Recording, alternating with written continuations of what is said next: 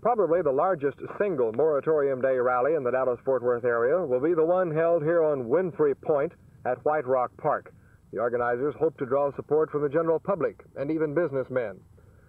The most total activity will be on college campuses, virtually everyone in the area.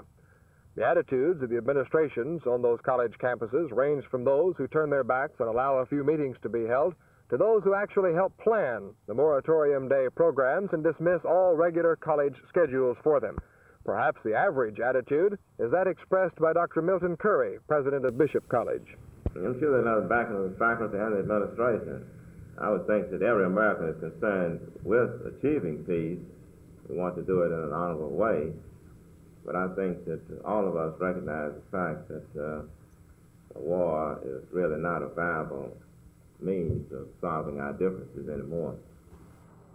Considerable attention will be focused on SMU and North Texas State, where preparations are underway for a day full of events.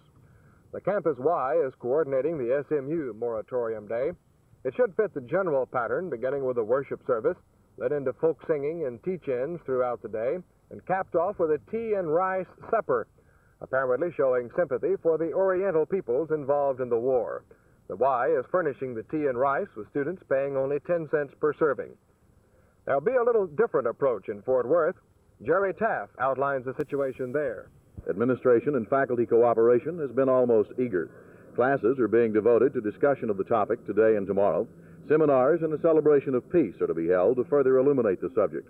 Brochures outlining the observances to be held and the reasons for them are being distributed on campus and at a booth at the Student Center building.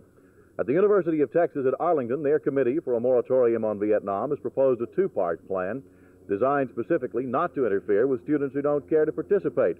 The first part is speeches on why the war should end. The second part, a discussion campus-wide on the war in Vietnam. Exactly what strange phenomenon brought about this moratorium day is hard to say. But here at TCU, it is taking hold. The faculty is cooperating. There are speeches and there are discussions all over the campus.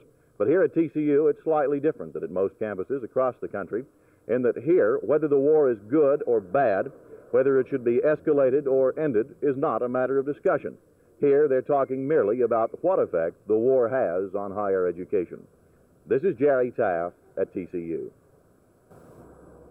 It'll be difficult to measure the actual anti-war sentiment because there'll be persons at these observances who are curious or concerned but not actually committed against the war. Meanwhile, those who support the president's stand are urged to demonstrate that tomorrow, as announced by Tom Crouch.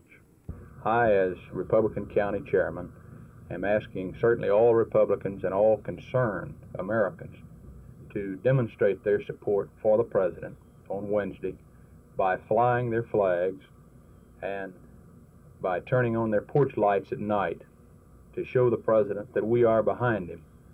The Secretary of State mentioned just last weekend that the demonstrations and the protest movements had set back our efforts in the negotiations in Paris.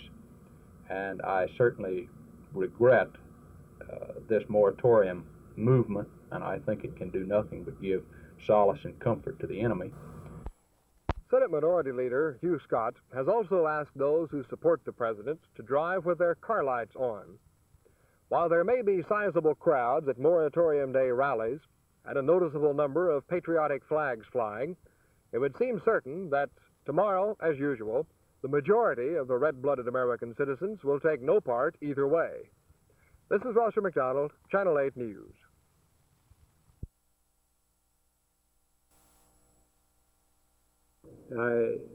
Is briefly to gain enough financial support so that we can bring in extra personnel to work with students and with teachers to improve student relationship and teacher relationship.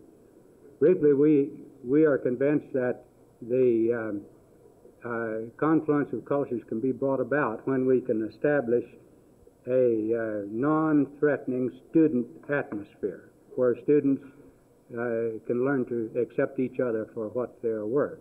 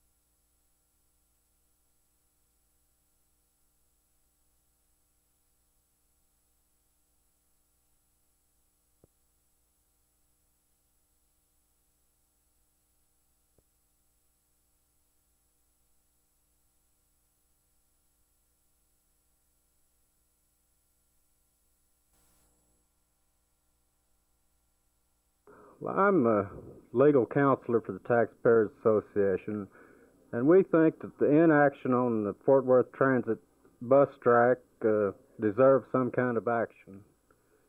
There are 45,000 people that depend on this public transportation as a means of getting around.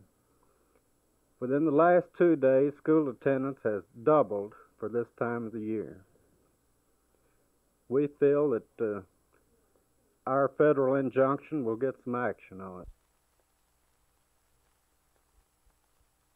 We don't know of any precedents on it, but if the judge should turn us away with our petition, nothing will be lost because no action has been taken. It seems to us that the union and the bus company have entirely quit negotiating, and we think that it is now time for buses to start running again.